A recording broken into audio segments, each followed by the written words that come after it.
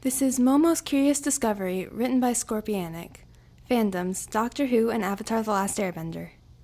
Author's note: these events take place during the tale of Momo from the episode The Tales of Ba Sing Se.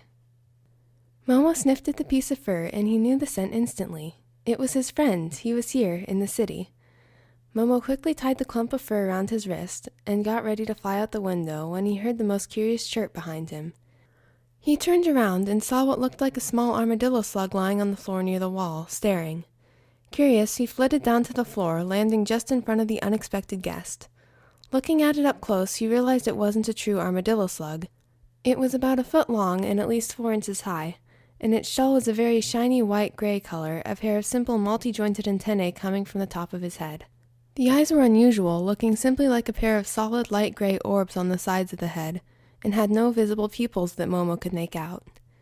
Then he looked at its antennae again and noticed that the tips looked like tiny little dishes, each with a tiny little rod sticking out of the front with a tiny bead at the end.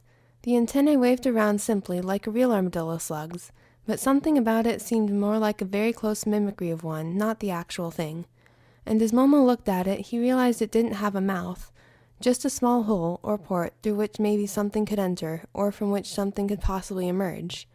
All in all, it looked like someone had made a toy version of an armadillo slug, with what Momo could only call incredible accuracy for the most point. Momo looked back to the creature's shell and blinked. Its shell almost looked like it was made of... He curiously reached out a paw and lightly tapped the shell, receiving a small metallic ting-ting in response. He was right. The shell was made of metal. And now that he thought about it, given the color, he was thinking an expensive silver. It was then the thing chirped again, to Momo's ears a definitively artificial created chirp, its antennae swerving to aim at him, and even the eyes seemed, though he was unsure as to how he got this impression, more focused on him. A moment later he heard a small clack sound, and the metal armadillo slug rotated in a perfect 180 degrees without shifting from its actual location. Then he heard another clack, and the metal armadillo slug scooted away and disappeared into a small hole in the wall. One too small for him to follow it through.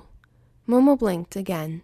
What was that thing, he wondered to himself. It certainly looked like an armadillo slug, but he was pretty sure they didn't come in metal, and had more obvious mouths, and had eyes that came with pupils, not to mention the odd antennae. As he thought about it, it was almost like someone wanted others to think it was an armadillo slug from a distance, and thus ignore it. Fire Nation, his small mind concluded. They finally found a way to get inside information on Ba Sing Se. But then, as he thought it out some more, he rose his paw to his cheek and caught Appa's scent again, finally recalling the tuft of hair that had flown in, and what he was about to do before noticing the metal armadillo slug. He quickly scampered back up to the windows, opened his wings, and flew away to search for his friend, all thoughts of the metal creature forgotten. Later. For a moment he thought about leaving the nasty pygmy panthers behind, but then thought better of it. Not even they deserved the fate the two men had in store for them. So he climbed back up and pulled the first pin out, when he heard the chirp. The same artificial chirp he'd heard from the metal armadillo slug that morning. He whipped his head around and saw it, or at least another one, watching from across the street by a pile of trash, its bizarre metal antennae waving nonchalantly. He turned back to the pygmy panthers, chattering at them and indicating with one paw the metal creature in question. The 3 panthers stared around him and quietly growled their assent. They saw it too. Just then the man started to move again, and Momo remembered that time was of the essence, and quickly pulled the second pin, releasing the panthers. They quickly made good their escape, Momo glancing back toward the armadillo slug briefly, only to see that it had left once more. As he and the pygmy panthers fled across the rooftops, Momo wondered idly if he'd ever see the weird little armadillo slug again. This was Momo's Curious Discovery, written by Scorpionic. Links to the original fanfiction are in the description below.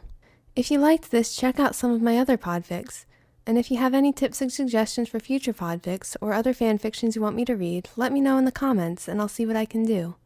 Thanks for listening!